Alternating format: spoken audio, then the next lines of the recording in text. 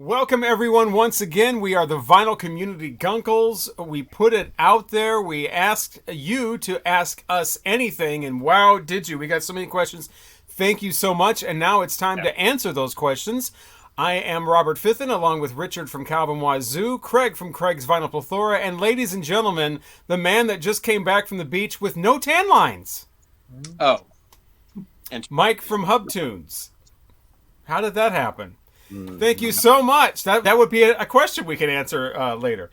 But yeah, we got so many great questions. Some people asked one question. Some people asked seemingly like 15 questions. We will try to get to the best of those, but we'll try to make sure that everybody is answered at least one of their questions. Yeah. So we're starting off with, I believe this is the guy whose idea this was to begin with. So thank you so much, Mark, for coming up with this idea and asking the very first question. What is something about yourself that would surprise most people if they met you in person?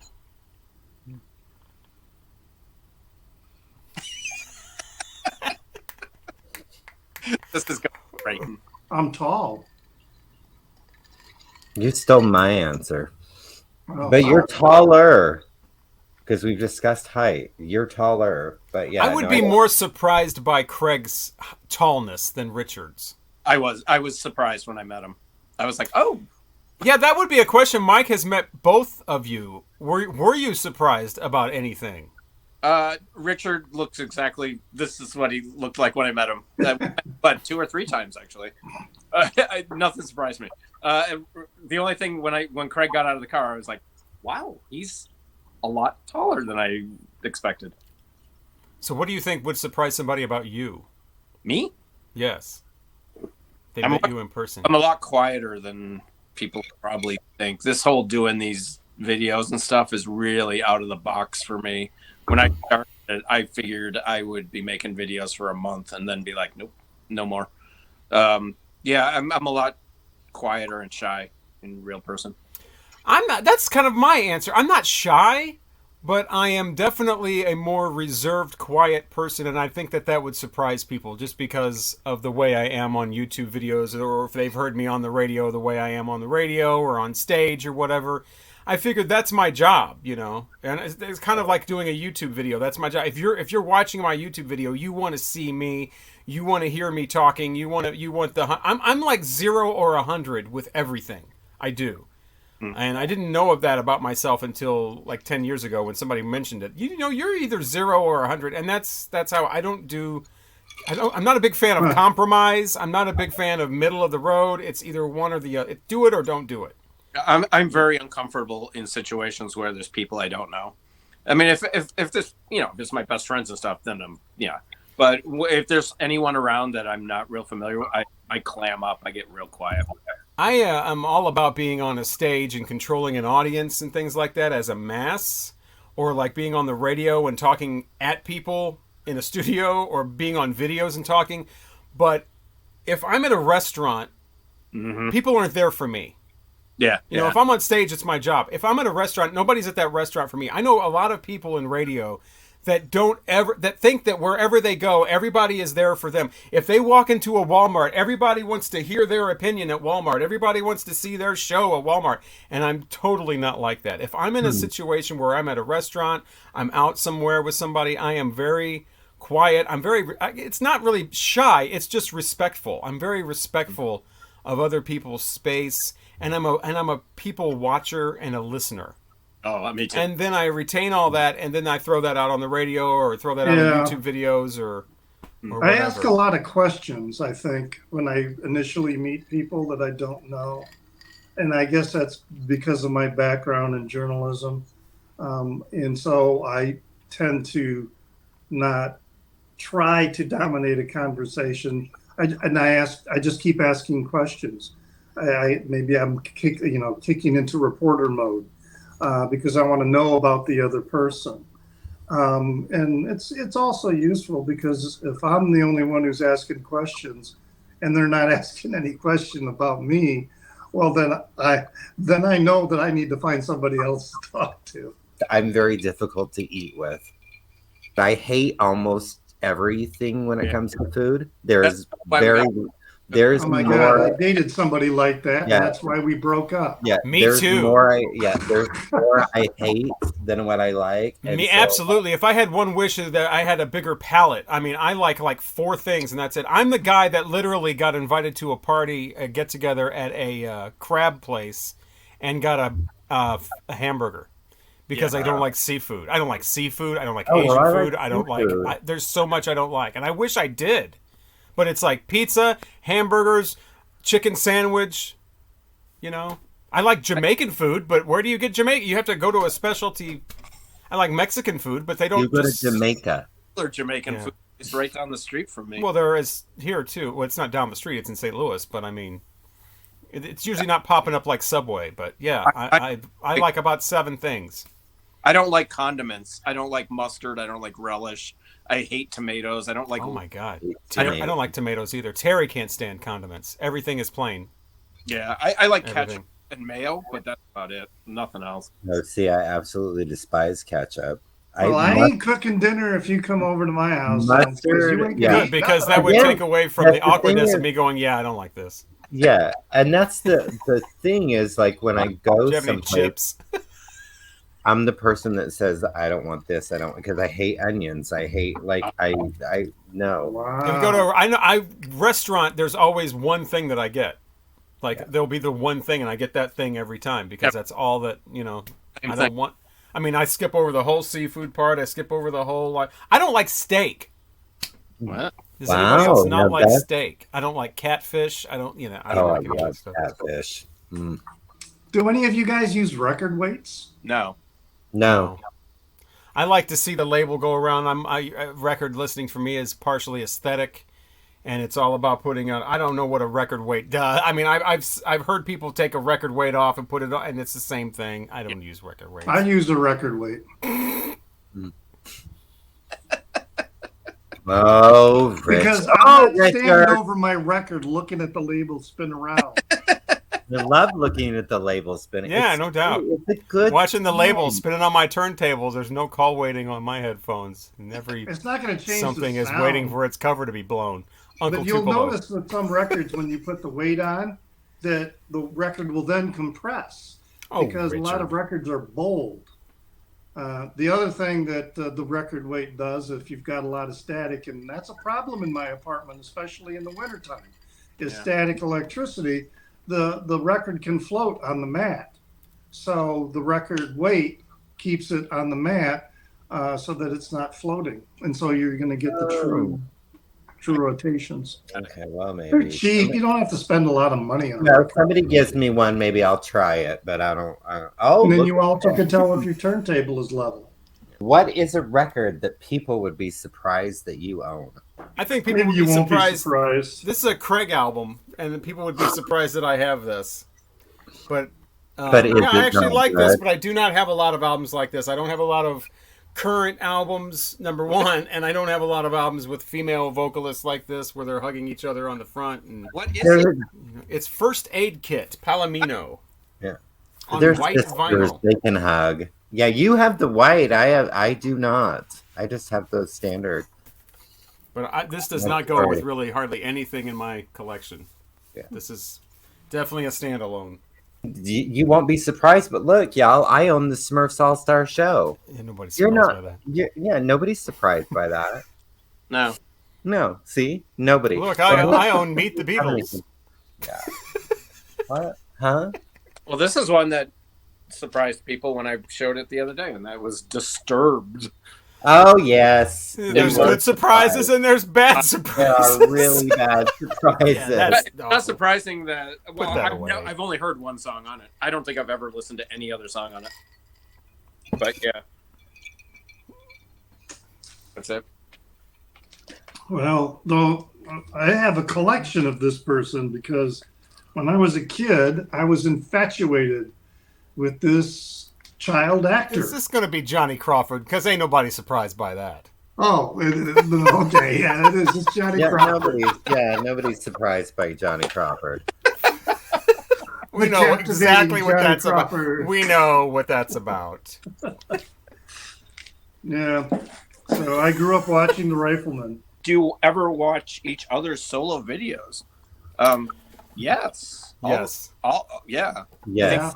But yeah, I don't always comment because I watch them on my TV, which I still need to get better at that. But you have to remember later, and it just doesn't work out. It's the same thing with me. I watch. I don't comment enough. I need to change it. I keep telling myself. If Have you ever regretted not buying a new record that is really expensive now? Constantly, Yeah. Yeah. every minute of every day. Yeah.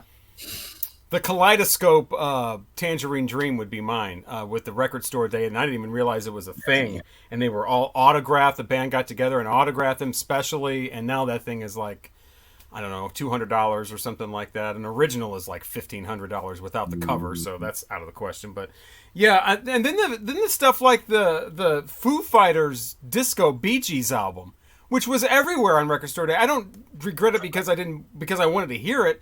I regret it because that's an investment. That thing is worth like $500 now, and it was everywhere. I could have picked up 2 of those and bought them. Yeah. I mean, forget about putting money in the bank. I mean, just go buy some Foo Fighters albums. Who knew?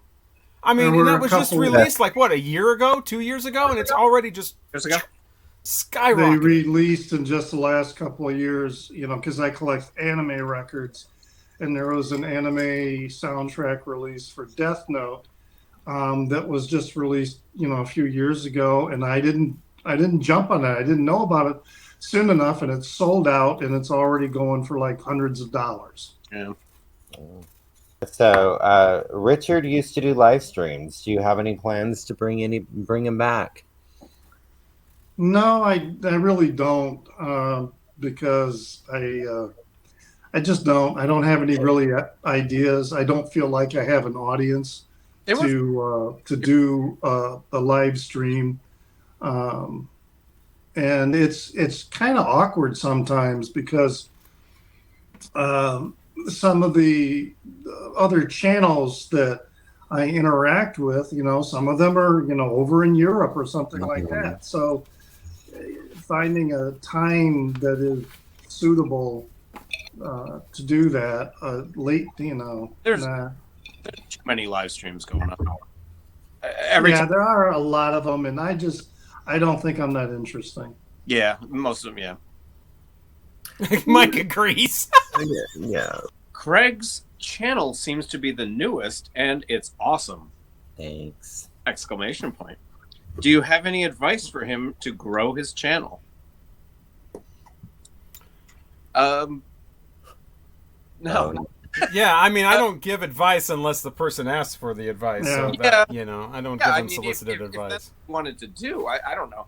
I mean, I grew my channel because I made a lot of videos very fast. I was doing 3 videos a week, which is too many. Nobody needs to be doing that many. And I was entering contests. I was going on other channels, leaving a lot of comments just to get traction and stuff. Yeah. But then after a while, after about a year, I lost interest in doing all that stuff. I mean, it's a lot of work to grow your channel. If you really, really want to, you got to put the time and the effort and the homework, and it's a lot of work. It really is. I mean, even with that MoFi. I mean, I'm happy if like 100 people watch it. I mean, it's not really like, I would like the channel to be bigger, but I also know I don't have the time to really invest a lot of. So I just want to share what I have to share, and if I have topics, I'd love to edit. I don't have time to do that. But if I did every video about Madonna, because my 2 highest view videos are my one that I did like a year or 2 ago I got 4 comments on it today, and it's my of all that I have on vinyl of Madonna, which I have several more than that now. And then I did my ranking, which a lot of people are not nice to me on that one because they don't agree with me, and I'm like, you're not supposed to agree with me. No. But you have to remember too that sometimes YouTube will just take a video and randomly take it and start suggesting it to people, and that's how people see it. It's just it doesn't really matter. Okay, so Dexter wants to know, do you think the vinyl resurgence will last? The price is consistently rising, and if oil is eventually banned, how will they be made? Well, We have. I don't know about the oil thing, They're but not the gonna ban vinyl oil. resurgence, I don't know. If they keep messing around and raising prices, and these are record companies, not record stores, not retailers, not record companies, keep raising prices, and if they keep coming up with inferior products, like coming out with, here's the new thing that keeps happening. Double albums keep coming out, and they keep putting 2 of the same record in. If they keep doing shit like that, if they keep coming out with crackle and poppin' records, if they keep coming out with bullshit, horrible sounding pressings, then I think people are going to be, you know what, enough's enough. Yeah, the pressing quality has been really. I mean, I recently bought a few albums. They're mastered by Bernie Grundman, and so the audio quality is great, but the pressing is terrible. You get these like hisses and this sound, that's going on that would be, a brilliant pressing because of the sound engineering that went into it. But then these plants are just, and then you get records with friggin' handprints on them. What? Oh yeah, I just got one that scuff thing- marks because they spend all this money on heavy cardstock and glossy photos, and then they put the record in a hard paper sleeve. So you don't. I have one record, brand new, that I bought, and I don't know if it happened when I took the record out of the sleeve or when it was put in. But right in the opening track, big scratch that's audible that I know is because it was in a paper sleeve, either going in or coming out. I mean, we've talked about this topic actually off camera, and after we're done recording and stuff. I mean, we all agreed that the $150 record, that's over. You'll always have people who buy them, but that whole phase, that's over with. I mean, it is for me, and I'm assuming it is for you guys. I mean, I'm not putting out 100. And I used to be a guy that would buy the UHQRs and the MoFi things. Oh no! No way. I first of all, I don't have the money. Things are This is what I was talking about before. Like, I always wanted to kind of buy some of those and not open them just to have an investment. But I know as soon as I do that, that's going to be the one that doesn't triple in price and actually, depreciates. And then I'm stuck with some record I don't even want that I paid $250 for. So Right. yeah, I'm not doing that. I think we're gonna peak. I think we're gonna plateau at $35 to $40 for a record. I would have liked to have that Dolly Parton that came out for Record Store Day, but $42 for a single record? That's you've got to draw the line somewhere, or you're going to get sucked in, and you're going. And I'm not doing that. I'm drawing a line. Line is like $40. I wanted to get the new the Neil Young that just came out, the Chrome or what, I forget what it's called. Chrome Dreams. It was like $49 for a single. What? Oh, for single. And I've got a bootleg CD of that there's no way am I going to buy. And if it was the record, would have released it 40 years ago when he recorded it. So right. I took a hard no on that. I think we're all being a little more choosy, a little bit pickier on what I know I am for sure. I mean, and then I've started doing the estate sales and garage sales and buying in bulk, and it's like when you've bought a whole box of records and it ends up being $2.40 per record, and you're getting Black Sabbath quadraphonic and stuff like that. It's hard to then turn around and pay $42 for a record. Yeah, right. When you just bought a box for whatever, and it's been $3 a piece. Yeah, but to answer Dexter's question, is the resurgence going to continue? Yes, I think it is. I mean, record sales are up 20 something % from last year. Really? Yeah. Wow. Yeah. That's crazy. This year. Yeah, so I think the resurgence is going to it's going to continue. But I think those high end records, they're yeah. I'm worried about the 20-somethings who are buying records and buying lots of records because they're going to reach a point. And I think we talked about this before offline.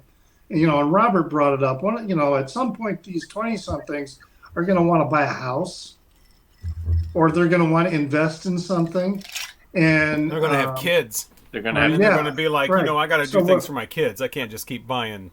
Right. So records for what are they myself. going to do with their records? And so there may be another glut of secondhand records coming to the market soon. Yeah. No, I agree. No. Next question. Danny. So, how did this channel come to be? How did this happen? How the hell did this happen? Who asked that question? Danny. Danny, Danny Oh, did. okay. Danny After Dark. Thank you, Danny Danny. After Dark. Mhm. Craig would probably be best to answer that. Well, I wanted some old gays. Earl. I just thought, honestly, I thought it would be fun if we had, and it honestly, initial thought was like we each guest star on each other's channel for one video. That's what I thought. And I reached out to, I think I contacted Robert first and said, hey, would you be interested in doing something like this? And he's like, I've been wanting to, something like that. And then I said, well, these other two people is who I'm thinking of. And then I reached out to Mike and Richard, I believe is how it happened. And Yeah, then because I had mentioned it on a live stream before, and I got all these people going, "Well, I'm got a gay cousin. I could be on it." Well, I've had tendencies. I'm like, I'm not talking about you got blown by your camp counselor. I'm talking about homosexuals. I'm talking about teaming up with other gay people and having a stream or so. And so it went absolutely nowhere. And then it was so weird because like a month and a half later, I get a message from Craig, and it's like, well, Craig wants to do it, so suddenly Yeah. it's on. I guess Greg is responsible for this. it's my fault, but this question is from Shane. Do you have a particular method when you walk into a record store? Do you go directly to a particular artist or section first? Do you spend more time in the new or used section? Do you plan to flip through every item in the bin, or just pick through a section and scan through and hope that you will find something that's a treasure or something like that? I paraphrased. You're welcome. I do have a system. I do too. Yeah. Yeah. I walk in the door and I look for their recent finds bin or their recent, the new records. I go there first every time and then go through that. And then I have a list on my phone of particular records that I am looking for. So I go look at them, so I'm always going like back and forth through all the different sections. So it's not, there's a method, but it's not methodical, I guess. My local store does a Friday flip, which is similar to what Mike at the In-Groove does. He goes through the new arrivals and stuff like that, and I'll watch. He puts it up at noon, and I'm on my lunch break, and I'll watch his video, and then I send him a message. I say, "Put this aside. Put this aside. Can you put this aside?" So right when I walk in the door, I already have like 2 or 3 records. Yeah, Riverbend Records and Godfrey here does that too, and there's people that'll be but I do the same thing. I go to the current the ones that have just come in, the used ones, the recent arrival of used ones, because it's such a cornucopia. You never know what you're going to get. It's a plethora of different genres and people and whatever, and it's all new and it hasn't been picked over. You go to anywhere else in the record store, you're looking at stuff that's been picked over. And whatever. And then the second thing I do, and this tells me everything I need to know about a record store, bargain bin. I check out the bargain bin because most of the stuff that's not, I can get anywhere. I can go online and get that. I can go to any record store and get that. A record store's soul is in the bargain bin because there's 3 kinds. There's the bargain bin of stuff that's $1, $2, $3 records, Firefall, Linda Ronstadt on roller skates, to quote Chris from Record Talk, stuff like that. Crystal Gale, which I like a lot of the older country. I like so I might pick some of that stuff up. Then there's the ones, and some of these go together, kind of beat up records. Yeah. Well, I've got records that are in excellent condition, but I had a cat that used that whole section as a scratch pad. So I might find a cover that I need, but the record's all messed up. Well, I've got a great record with a bad cover. So, that kind of thing. The one I can't stand is the third kind, where they have the Al Martino, the Andy Williams, the Mantovani, the Al Hurt, that bullshit. No one wants that. No. Stop it. That is all that is in your bargain bin. Then I make a point not to go back to that store because you're wasting my time. You're wasting space. You're wasting everybody's time. Mm. And I don't even want to see in the comments about how you collect. I said this before in one of my own videos, and I get, well, no, I actually collect Andy Williams. No, you fucking don't. You want to be a contrarian. You just want to be opposite. Bullshit. The bullshit flag has been dropped. You do not collect Andy Williams records. I one do. does. I Take do. that shit and make it dividers when you mail something off. That's what it's good for. It's good for putting in the mail and protecting the record that you're actually sending. It's not for a bargain bin. No one wants that bull shit. I love Andy Williams. Why are you picking on me? Can you imagine a time like it's 1968? Somebody just walks into a record store. Here's Jimi Hendrix. Here's the latest from Johnny Cash. Here's some Patsy Cline from 5 years ago. Here's the new one from Marvin Gaye. Here's the new Aretha Franklin. Here's the new one from the Beatles. Here's the new one from the Rolling Stones. Fuck all that. I'm going to get this Al Hirt record. But apparently thousands and thousands of people did exactly that. Well, I don't even know what an Al Hirt is. So. He's the guy with his leg up and with the horn and what was that even supposed to mean? Is he playing the horn out of his ass or what? Or is he... My mother had a the bunch honey of horn. Al Hirt records. So Chris asked like 20 questions. And start off with, this probably is too creepy. But like Robert, I'm always wondering about the personal lives of the people whose records I buy. Oh, because I said that I was creepy for... I bought a lot of record collection. That's right. You've probably all revealed as much of that stuff as you're comfortable with, but the nosy amongst us wants more deets. I have a sort of general idea. Robert was a DJ. Craig works for a hotel. Oh, excuse me. Craig works for a hotel. Craig is the general manager of the hotel. Okay, girl. Recognize. Richard used to write for a newspaper. Probably the least I know about Mike. Mike doesn't want to answer, so we're going to continue. Also, my favorite artist is one of my favorite artists is Angel Olsen. I've heard Mike talk about her, but I'd be interested in what the rest of you think. So we'll review one of her albums coming up, like Big Time, or even rank her top. We're not going to rank her top 5 albums. We'll review Big Time. Another possible artist might be Andrew. Okay, let's not get carried away. We'll review the Angel Olsen album. Here's one we can answer. What's your favorite REM album? REM song and least favorite REM song?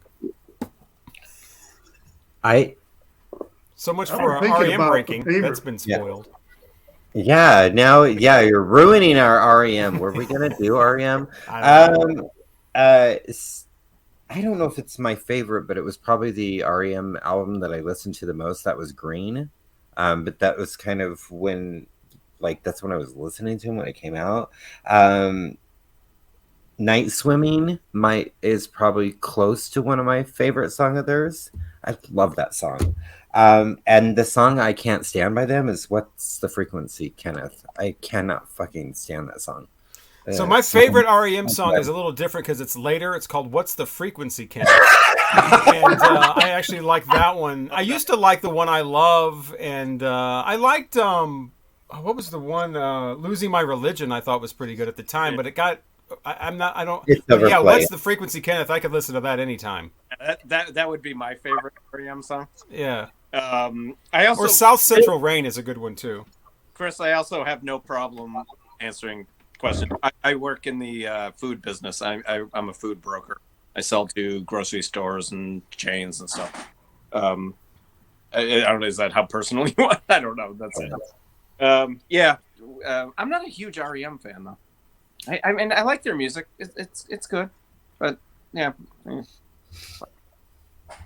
Really? My favorite album is probably Monster, which is What's the Frequency, Kenneth?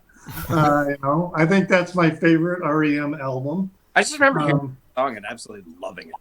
Wow. But, my favorite song of theirs is, I really kind of like Everybody Hurts. When I used to play guitar, I learned how to play that, and it was a fun little song to play. It's not that difficult to play. And on the but a song that I hate, I guess I I mean, there are some albums that I really am not that too keen on, but I really don't have one that I dislike so much that, you know, it's not like Ted Nugent. So I didn't care for their later stuff from like Adventures in Hi-Fi and the later. you know, that album is Stuff that came a out. favorite of a lot of people. They think Yeah. Adventures in Hi-Fi is like their best album, and I'm not that familiar with it, but Monster is still my favorite. Reveal and later albums I wasn't a big fan of. I Reveal's liked not good. their very first one too, Radio Free Europe. Yeah. It was pretty good. Yeah. If we were forced to work in Guantanamo Bay in charge of torturing people with music, what records would you play? I would play Boston. I mean, that's torture, but I feel like my torture, like, it wouldn't be torture for me. That's my whole problem. Is like, how would you know what torture was? Like, there are people who Yeah. love Creed. There are people who love. I would be putting on like that, and they'd be like, "Hell yeah, crank that shit up! Won't you take me high? Fucking love that song, dude! Fuck yeah, They are punch it in!" not- And I'd be like, "Well, okay, well, I just lost my job, I think, You because are they're punching it in, and talking I about- was supposed to be torturing them." You're talking about Guantanamo Bay, and what I have picked for them to listen to, I guarantee you. So it's a combination. It's going to go back and forth. So we're going to play one all the way through, and then we're going to play. So first, we're going to listen because I always got to bring up Frank Mills with motherfucking Music Box Dancer. See, that wouldn't be torture That is- for me. It would be, well, it would get sad For after a while them. because I would be like, "Oh For my them. god, it's song I just had as a child." And then the pirate movie soundtrack. What was that movie where it had Pirate Debbie movie. Harry in it and it had Mickey Rourke in it? I remember that, and I don't remember the name of it, but somebody had a woman like tied up to a bed and blindfolded, and a CD just kept skipping, and he had it cranked up really loud to try to torture her or whatever. Now that would be torture for anybody, I think, just to hear for like 2 days. Would make me. Okay, so Harris Pilton asks, you may have already done this, but if so, we're going to do it again, I guess. If you guys were the Beatles, who would be who? I think we would all be Brian Epstein. Yes. Yeah, touche. That's my answer. Which means this channel's not going to last much longer. Yeah. Huh? Right before we go to India. Nobody planned a trip to India. Or we're all done for. Okay. No. All right. I mean, do we have any plans? Vincent's asking, do we have any plans for an in-person meetup? No. We hope so. But it would be great. It Yeah. would be great, but we I mean, have no Mike has plan. met Craig, and Mike has met Richard, but Richard's never met Craig. And no one's met me, and I think No that one's met says a lot. That's rude. So I think there's probably plans for those three to meet up as long as I'm not involved. No. Frank is coming to Chicago in I November. am coming to Yeah. Chicago in November. We've briefly So talked probably- about that. So So yes, there it is. It won't even take a 5 year. It'll be in November that those three yeah, will get together. And and Robert- hopefully Robert fit If in. Robert wants to come to Chicago in November, which nobody does, Great. I'm allowed to come to a city now. in Yeah, St. Louis doesn't count. All right. Marsha's question is next. Who's asking? I'll ask. Is it my turn? Are we It doing? doesn't matter. It doesn't matter anymore. Yeah. Just like Buddy Holly says. Adjective. By the way, Marsha, awesome. Check out Marsha's channel if you guys I haven't. love her. Yeah, she's And Harris's and Chris's and Well, we love them everyone's- all, but yeah. she's awesome. What three adjectives best describe each of your individual record or music collections? Also, just curious, Robert, how many invites did you receive to visit other VC members after you superimposed yourself into their music rooms? Great video you did, Robert. several actually. They were like, "Oh yeah, if you ever come to Seattle," knowing that I'm never going to come to Seattle. "Oh sure, you'll come on by. I'll play that. We can hang out." And everybody wants to have a beer. I'm allergic to beer. Fun fact. We'll drink whiskey. So yeah, but 3 adjectives that describe. We didn't prepare for any of these, did we? Because I know I didn't. Adjective. 3 I adjectives prepared. that describe I your have it. individual record music collection. Yeah. I have mine. Is weak an adjective? Bloated, Bloated. cheap, and storied. Hmm. That's good. That's good. Storied. Mine should be storied, but Yeah. I had eclectic, Eclectic. brilliant because I'm brilliant, and nonsensical because there's a lot of fucking nonsense in my collection. It makes no fucking sense. I guess I would say mainstream, obscure, and I was going to say eclectic also, but Yeah. Yeah. I would say eclectic, weird, mainstream maybe. I'm all over the map. Storied is great. Robert said that because I still have records from. I still have the first record I ever bought. You know, I Yeah, still me have too. a lot of records from high school. But yet I also, bought 5 records last week. So it's like, yeah, very storied. So Will wants to know, less of a question and more of a demand, introduce us to your pets. Oh shit. Come here, Boo. I don't have any pets anymore. It's like- one's been in here making noise the whole time. Yeah. I have 3 cats. I'm not Come going. here. Although 2 of them were just here a minute ago. Where were they? I don't know. I have 3 cats. 2 of them are 17 years old. One of them is getting ready to check out any day now. The other one is going. And then I have Show my butt. yeah. And then I have a kitten who is 22 pounds and 2 years old, and he's a handful. I feel like she's made appearances There's- quite a bit. But this is Daisy Ray. Robert's cat. Oh my gosh, big as a house. This cat is not big at all. It's bigger than Okay, her. That's the other cat. Oh, the big well, one. that was still big. How big is that cat? This is just maybe I'm just small. Have you ever thought of Okay. that? Oh, yeah, it's your small. Okay, so tell me about this kitty. Okay, this is a female cat that identifies as a male, Okay. and her name is Gordon. And the story behind that is, we got this cat from the Collinsville Rescue Center, This cat is and it was chipped and everything, ready to go, and it even had a name, Gordon, and it was Gordon's identified nice. as a male. And I love the name Gordon. I don't like naming pets silly names like Fluffy and Skippy and stuff like that. Terry named the other cat. So we had this cat for about 3 years, and we've taken it to the vet several times for shots and different things. And then one day we go, and it's like we notice you keep referring to Gordon and his name is Gordon, and you keep saying he. You know this is a female cat, right? We're like, no. Yeah, she has a vulva. And yeah, so we had no idea that we had a female. I mean, it said male on the thing, and its name was Gordon. So they misidentified it at the rescue thing, and so we literally have a male cat or a female cat that identifies as a male, and we still will switch off and on referring to her as she or he. Look at that. Usually we try to do she so we can tell the cats apart. This is the other one. Now this is the larger one, named Squeakers. Noise. Oh. This is the one that's very vocal, always meowing. Terry's not here right now, and he will start howling and whatever. But this is the Maine Coon, and this is actually a small cat for a Maine Coon. Maine Coons are actually supposed to be larger than this.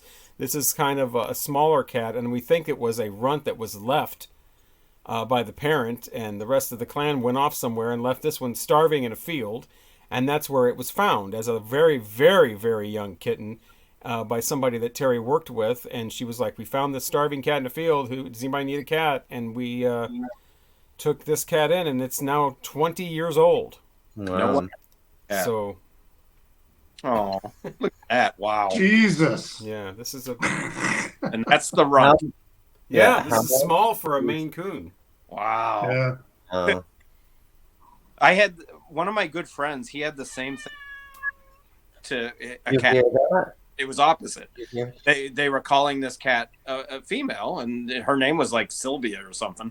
And finally, after like 3 years, the vet was like, "You do know this is a male cat?" And he's like, "No, are you kidding? We've always been told this cat is female." And the vet was like, You want to go back to your? "He's a male. He just has a very, very, very small penis." Oh, terrible. poor Sylvia. So they renamed Sylvia. Well, I'm sure he has a good personality. Uh-huh. Yeah, Named people him can Vet. have a good personality. Does he have a lot of money? Oh. Wear the big belt buckle. Yeah. Does he drive a huge truck? Cats are great. Okay. Who are we up to now? Dante. Who's reading? Mhm. Well, Dante wants us to show us his equipment. Why does everybody want to see our equipment? Yeah, baby, it's right here, honey. We are not perverts like that. I mean, He wants to see our audio gear. audio. Oh, that we play record. Okay, I guess I should have read further. Dante. He thinks we're funny too. That's good. We are the funniest and most. Don't forget, he thinks we are the most interesting too. So, In order to show my equipment, I would have to unhook everything here. But suffice it to say, I have a Rega P3 with an Ortofon Bronze cartridge. I have a Yamaha receiver from like 6 years ago, and I have JBL Studio monitors, which are the really big, heavy ones, not the little light ones that you buy at Best Buy, but the big ones. Because JBL stands for just big and loud. Kind of like I would with Serwin Vegas, where I went through a couple of turntables, and I'm really happy with the Rega P3. The only problem is if you play a lot of 45s or things at 45 speed and you're constantly going back and forth, it is annoying because you have to either buy a separate thing to go off to the side to change the speed, or you have to keep removing the turntable. And that's why I waited so long to get it. I thought that was absurd. You know, like, you have to take the fucking turntable off, the platter off, just to change the speed? That's ridiculous. But so I've stopped playing 45s on pretty much. But it is incredible sounding. It's very easy to use, and it is no muss, no fuss.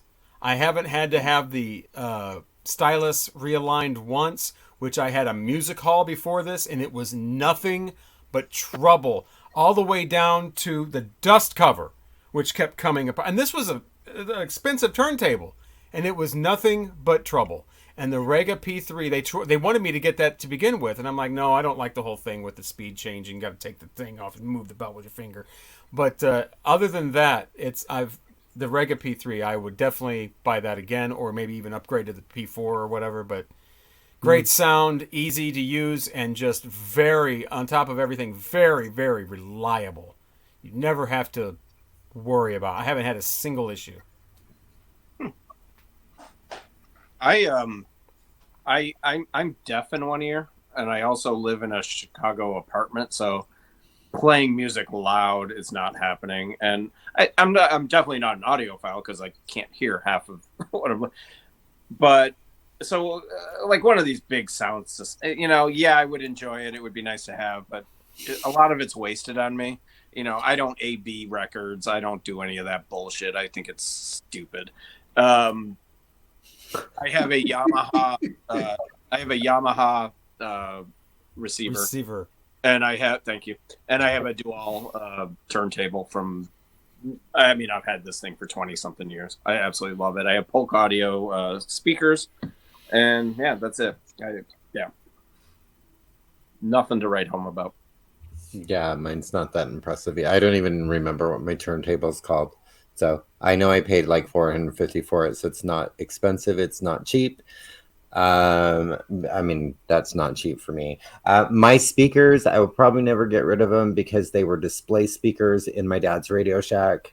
And so I don't care. They're Optimus. Actually, I have an Optimus and a realistic one.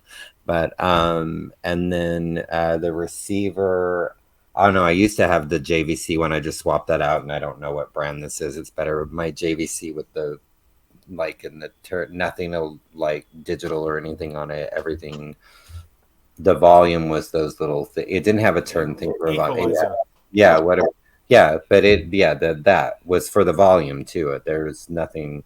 It wasn't a turn knob for the volume, but it was in 1987. I had the turntable that goes with that receiver, and that's what I was using up until I got the new one that I have. But they all sound, my records sound lovely to me on it, and it's the same thing. I'm in an apartment too, so I can't listen to anything extremely loud either. But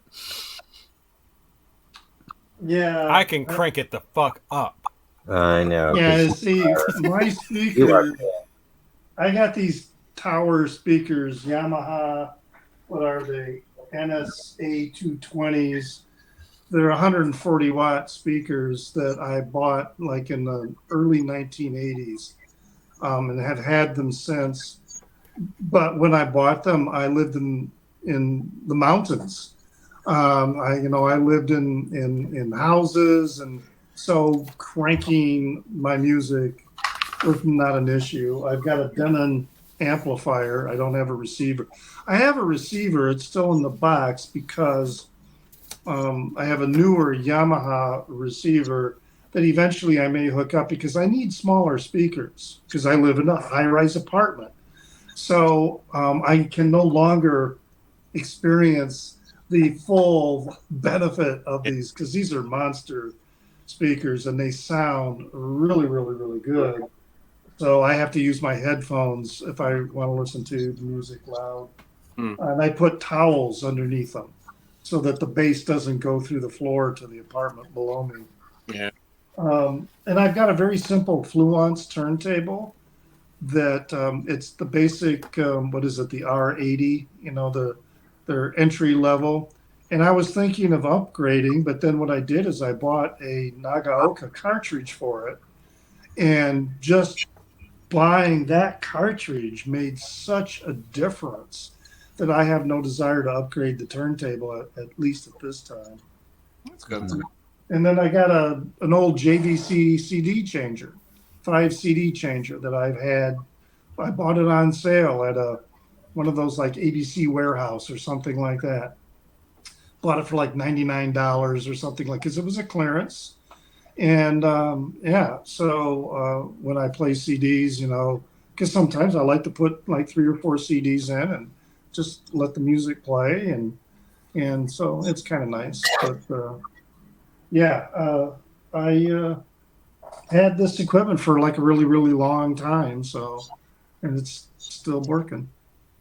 BB wants to know plans for a Dolly Parton top 5. We had discussed that off camera before, and someone shot it down. So we will not be doing a Dolly Parton top 5. Hint: it wasn't Craig and it wasn't me. Mm-hmm.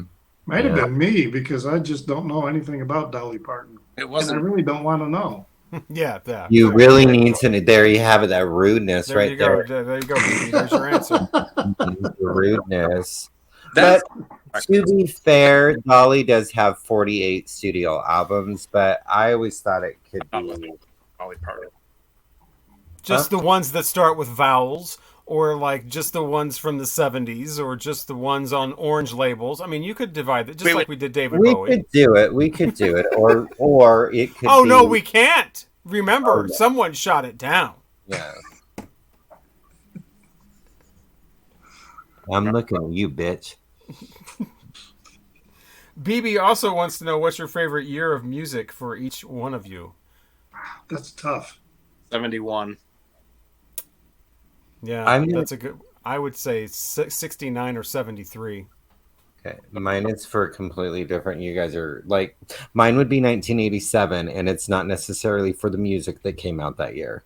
That is the year that I started to listen to things that weren't pop radio, that weren't hair metal bands, and when I started listening to bands like The Cure and Susie and the Banshees and Erasure, and so that was not that necessarily the music that came out that year is my favorite, but that is my favorite year for music because that is the year that just kind of opened everything up for me. You know what? For me too, but it's the opposite of that. I would have to also throw in 1980, the end half of 1984 and the beginning half, or end half of 83 and the beginning half of 84. For the opposite reason, is because that's when I delved into pop music and I started getting into stuff that was current.